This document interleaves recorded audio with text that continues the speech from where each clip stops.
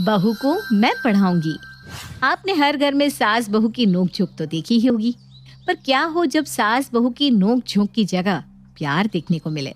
जी हाँ, शांति निवास में ऐसा ही कुछ था। नीलम अपनी बहू कोमल को अपनी बहू नहीं बेटी से बढ़कर प्यार करती थी। ऐसे ही एक सुबह कोमल किचन में खाना बना रही थी। तभी वहाँ काजल आती है और अपनी भाभी से कहती है, भाभी खाने में क्या बना है? बहुत तेज भूख लग रही है। ननद जी, आज खाने में थोड़ा सा लेट हो जाएगा क्योंकि आज मेरी आंख नहीं खुली। आप मुझे आधा घंटा दे दो, मैं अभी खाना तैयार कर देती हूँ। क्या आधा घंटा? अब आधे घंटे तक वेट करना पड़ेगा। अच्छा हो ना आज मेरा कॉलेज नहीं है। अगर आज मेरा कॉलेज होता तो आप मुझे पक्का लेट करवा देती। बाय द वे मैं अपने कमरे में ही हूँ, खाना बन जाए तो आवाज़ दे देना मुझे। काजल अपनी बात खत्म कर वहाँ से चली जाती है, जिसके बाद कोमल सबके लिए खाना बनाकर टेबल पर परोस देती है। सुबह के 8 बज चुके थे। उसे अपने बेटे को स्कूल के लिए रेडी भी करना था, इसलिए वो काजल को आवाज लगाती है, काजल, काजल खाना तैयार है। अपनी भाभी की आवाज सुनकर काजल बाहर आती है। काजल 8 बज गए हैं, आरुष को स्कूल के लिए तैयार भी करना है।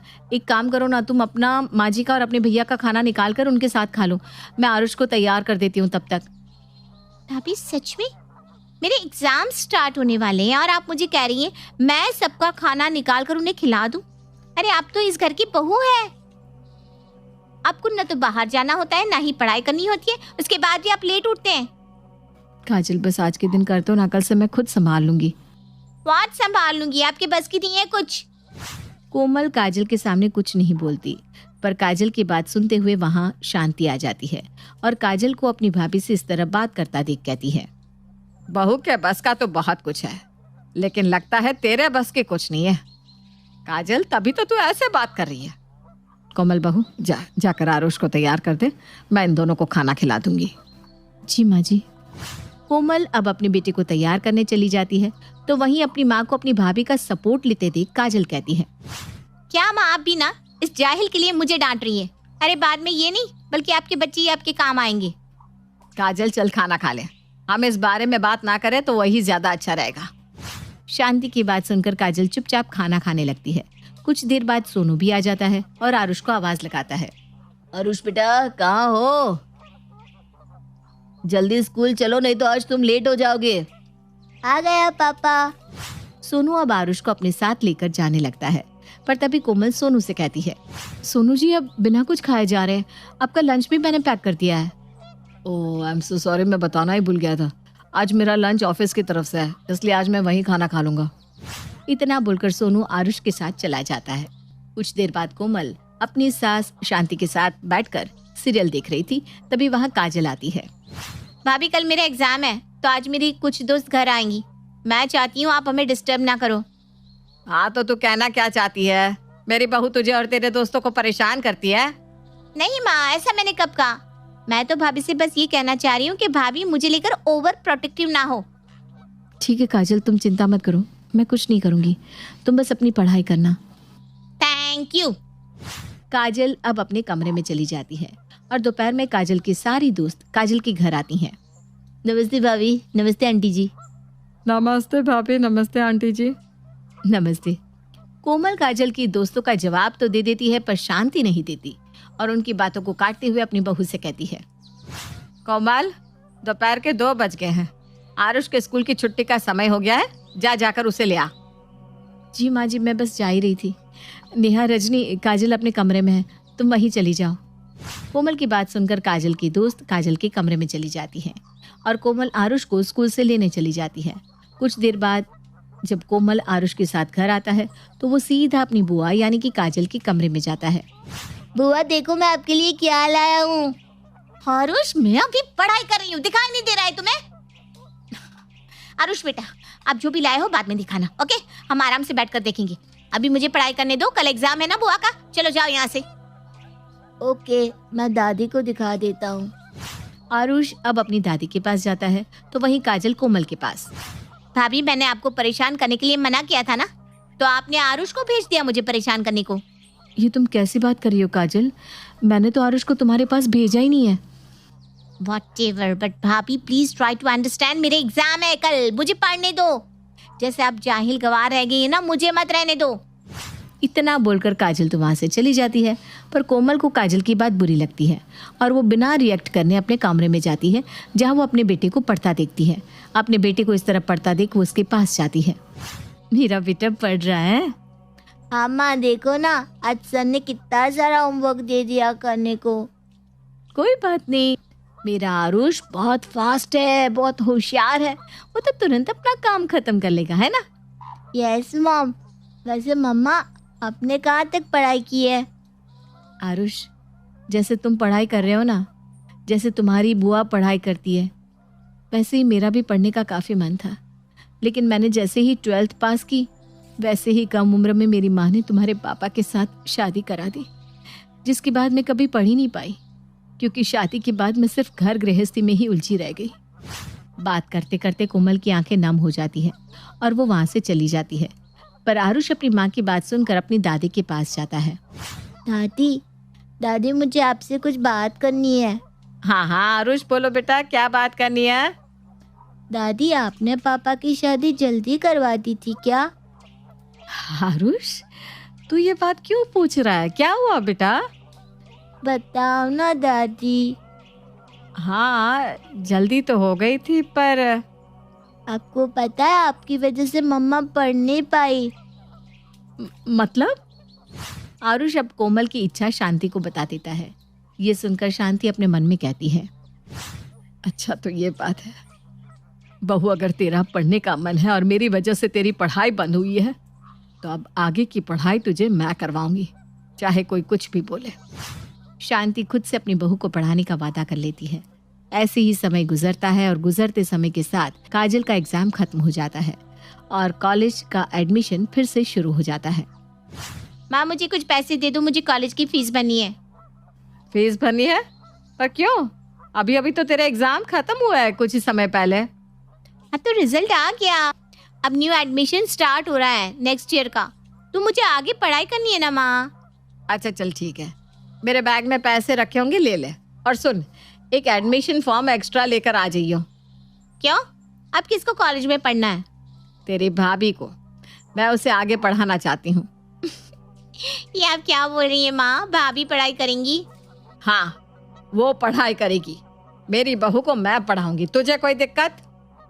माँ, भाभी के बस की पढ़ाई लिखाई नहीं है, उन्हें घर के कामों से फुर्सत नहीं है, और आपको लगता है कि वो पढ़ाई करेंगी?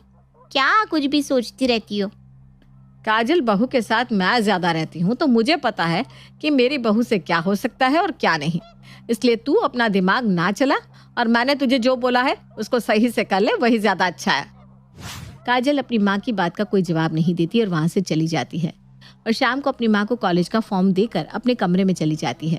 वहीं शांति भी उस फॉर्म को लेकर कोमल के पास जाती है। बहू, तू यहाँ क्या कर रही है? कुछ नहीं माँ जी, खाना बन गया है। अभी सोनू जी आए नहीं ना, तो मैंने सोचा क्यों ना थोड़ा सा सो लिया जाए, इसलिए मैं अपने कमरे में आराम कर रही थी। तू इस खाली समय को ऐसे कैसे बर्बाद कर सकती है? मुझे माफ कर दो माँ जी, पर कोई काम नहीं था तो। कोई काम नहीं था इसलिए तू अपने समय को इस तरह बर्बाद करेगी? अरे तुझे पता भी है तू इस समय में पढ़ाई भी तो कर सकती है। क्या पढ़ाई?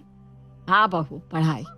मुझे माफ कर देना, मैंने तुम्हें अपनी बेटी तो माना, पर अपनी बेटी का दर्जा कभी नहीं दे पाई। तू क्या चाहती है कभी तुझसे जान ही नहीं पाई। तू आगे की पढ़ाई करना चाहती है ना, तू आगे पढ़, मैं हूं तेरे साथ, मैं तुझे पढ़ाऊंगी। पर माँ जी, पढ़ाई करने के लिए बहुत सारा समय चाहिए और सोनू भी कभी मेरी पढ़ाई के लिए नहीं मानेंगे। मैं हूं ना बहू, तू क्यों सबकी चिंता कर रही है? ले, ये फॉर्म भर दे, इसको अभी भरना है। नहीं माँ जी, मैं ये फॉर्म नहीं भर सकती, क्योंकि अगर सोनू जी को ये बात पता चल गई तो। सोनू मेरा बेटा है, मेरा बेटा मेरी बात कभी नहीं काटेगा। ये फॉर्म मैं यहाँ रख देती हूँ, भर लेना इसको, मैं इंतजार करती हूँ। शांति कॉलेज के फॉर्म को वहीं छोड़कर चली जाती है और शाम को जब सोनू घर आता है तब शांति अपने बेटे से बात करती है। सोनू, अगर तू फ्री है तो तुझसे बात कर सकती हूँ? हाँ माँ, आप मुझसे इस तरह से क्यों पूछ रही हैं? आखिर आप मेरी माँ हैं, और एक माँ अपने बच्चे से बात करने के लिए पूछे, ये अच्छा नहीं लगता। चलो, किसी को तो समझ है। वैसे सोनू, अगर मैं तुझसे कुछ मांगू तो क्या तू उस चीज के लिए मना कर देगा? माँ, आज आपको हुआ क्या है? आप इस तरह की बैकी बैकी बातें क्यों कर रही है? अरे आपका ये सब कुछ, और मैंने आपको कभी किसी चीज के लिए मना किया है भला? देख ले, वो कुछ भी हो सकता है। बाद में बोलना मत कि माँ आपने ये क्या मांग लिया। माँ आपको क्या चाहिए बताओ ना। बहू की पढ़ाई। अपनी माँ के मुंह से ये बात सुनकर सोनू की बोलती बंद हो जाती है। वो हिचकिचाते हुए कहता है, माँ ये आप क्या कह रही हैं? कोमल की अब उम्र कहाँ है पढ़ने की? देख सोनू, तूने कहा था ना मैं तुझसे जो कुछ भी मांगूंगी वो तू मुझे देगा। मैं तुझसे अपनी बहू की पढ़ाई मांग रही हूँ। पर माँ जी मैं कॉलेज जाने के लिए तैयार हूँ। मैंने फॉर्म फिल कर दिया है। बताइए कब और कहाँ इसको जमा करवाना है। पर कोमल तुम कॉलेज और घर कैसे करोगी? और वैसे भी शादी के बाद कौन पढ़ता है? किसने कहा शादी के बाद पढ़ाई नहीं होती सोनू जी? पढ़ने की तो कोई उम्र ही नहीं होती। और रही घर की बात तो मैं दोनों संभाल लूंगी, डोंट वरी। कोमल की बात सुनकर सिवाय शांति के घर में कोई और खुश नहीं था। ऐसे ही अब समय बीतता है और बीतते समय के साथ कोमल भी कॉलेज जाने लगती है। पर इस बीच उसको काफी परेशानियों का सामना करना भी बाकी था। ऐसे ही एक सुबह सोनू अपने ऑफिस के लिए तैयार हो रहा था कि कोमल, कोमल ये क्या है? क्या हुआ सोनू जी, आप इतना गुस्सा क्यों हो रहे हैं? मैंने तुम्हें कल कहा था कि मेरे कपड़े प्रेस करके रखना, पर तुम हो कि तुम्हें कुछ याद ही नहीं रहता इस पढ़ाई के चलते। सोनू जी वो आज मेरा सरप्राइज टेस्ट था इसलिए पढ़ रही थी। चुप, बिल्कुल चुप। आज तुम्हारी वजह से मीटिंग में मेरी इंसल्ट होगी। सोनू की आवाज सुनकर शांति और काजल कोमल के कमरे में आती हैं और सोनू को इतने गुस्से में देखकर शांति पूछती है, अरे क्यों इतना गुस्सा कर रहा है? अरे गुस्सा ना करूं तो क्या करूं? आपने तो इसको सर पर चढ़ा रखा है। पढ़ लो बहू, पढ़ लो। अगर इसके सर पर पढ़ाई का भूत सवार नहीं होता ना तो आज ये इतनी बड़ी लापरवाही नहीं करती। और पढ़ाओ घर की बहू को। मैं तो जानती थी कि ऐसा कुछ होने वाला है। तो चुप रह और तू बता क्या हुआ? इसको कल रात प्रेस करने को कहा, पर ये हीरोइन तो अपने में ही मस्त रहती है। बस प्रेस के लिए तू बहू पर इतना चिल्ला रहा है? रुक, तेरे कपड़े मैं प्रेस कर देती हूँ। शांति अब सोनू के कपड़े गुस्से में लेती है और कपड़े प्रेस करके उसे देती है। ले पहन ले। और हाँ, अब कान खोलकर सुन ले, आज के बाद बहू पर ऐसे चिल्लाने की हिम्मत भी मत करियो। और काजल तू, आज के बाद तू बीच में कभी नहीं बोलेगी। हाँ। शांति की बात सुनकर अब सब चुप हो जाते हैं। समय बीतता है और उसके पढ़ने की खबर मायके तक पहुंच जाती है और उसके मायके से भी लोग उसे समझाने आते हैं। पर जब वो अपनी पढ़ाई रोकने से साफ मना करती है तब सभी लोग उसे सुनाने लगते हैं। ये देखकर उसकी सास उसका सपोर्ट लेती है और ये देखकर कोमल की आंखें भर आती है। वो ठान लेती है कि अब वो अच्छे से पढ़ाई करके सबकी हेल्प करेगी। ऐसे ही एक दिन सोनू फोन पर किसी से बात कर रहा था। क्या यार, तू जानता है ना अभी फाइनेंशियल प्रॉब्लम है, उसके बाद भी ये सैलरी होल्ड कैसे कर सकते हैं? अरे मुझे अभी बेटे की फीस देनी है यार। सोनू गुस्से में फोन कट कर देता है और फोन को बेड पर फेंक देता है। क्या हो सोनू जी, अब परेशान लग रहे हैं? हाँ यार, सैलरी होल्ड कर दी है क्योंकि कंपनी लॉस में जा रही है। समझ में नहीं आ रहा क्या करूं मैं। सोनू की बात सुनकर कोमल अपनी अलमारी खोलती है और उसमें से कुछ पैसे निकाल कर देती है। लीजिए, ये कुछ पैसे मैंने संभाल कर रखे हैं, आपके काम आएंगे। कोमल को बिना सोचे समझे पैसे देता देख सोनू को अब खुद पर शर्म और उस पर गर्व महसूस होने लगा था। सोनू उससे कुछ बोल पाता तभी वहां आरुष आ जाता है। डैडी, मुझे ये सवाल नहीं आ रहा, आप बता दो ना। आरुष, अभी डैडी बिजी है ना, आप मुझे बताओ क्या समझ में नहीं आ रहा, मैं आपको बताती हूँ। इस तरह कोमल अब अपने बेटे को भी पढ़ाने लगती है। कोमल को ऐसे देख कहीं ना कहीं सोनू को भी काफी सुकून मिल रहा था। ऐसे ही एक दिन शांति हॉल में वकील के साथ बैठी होती है। तभी वहां कोमल भी अपने हाथों में चाय की ट्रे लेकर आती है। माँ जी चाय रख दे बेटा यहीं पर, और तू भी यहीं बैठ जा। शांति कोमल को अपने पास बिठा लेती है। तभी वकील शांति को एक पेपर देता है। लीजिए शांति जी, इस पर आप साइन कर दीजिए। जी। शांति अब उस पेपर को लेती है और साइन करने लगती है, पर तभी कोमल उस पेपर को अपने हाथ में ले लेती है। माँ जी ये आप क्या कर रही हैं? अब बिना पढ़े पेपर साइन कर रही हैं? हाँ बेटा, क्योंकि ये वसीयत के पेपर है और ये वसीयत मैं अपने बच्चों के नाम कर रही हूँ। माँ जी माफ करना, पर आपको बिना पढ़े इस तरह किसी भी पेपर पर साइन नहीं करना चाहिए। और ठीक है, आप अपनी वसीयत अपने बच्चों के नाम कर रही हैं, पर आप उस हिस्से में से एक हिस्सा अपने नाम भी कीजिए, क्योंकि आजकल लोग कैसे करते हैं ये तो आपको पता ही होगा। शांति जी, आपकी बहू बिल्कुल सही कह रही है, इसलिए मैं भी आपको यही सजेशन दूंगा कि आप इस वसीयत में अपने नाम एक हिस्सा कीजिए और उसके बाद पेपर को पढ़कर साइन कीजिए। शांति उन दोनों की बात से सहमत होती है। तभी वहां पर सोनू तालियां बजाते हुए आता है।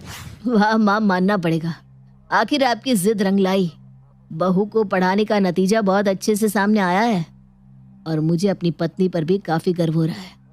आई एम सॉरी कोमल, पहले मैं गुस्सा करता था, पर अब मैं भी तुम्हारे साथ हूँ और हर चीज में तुम्हें सपोर्ट भी करूंगा जैसे माँ करती है।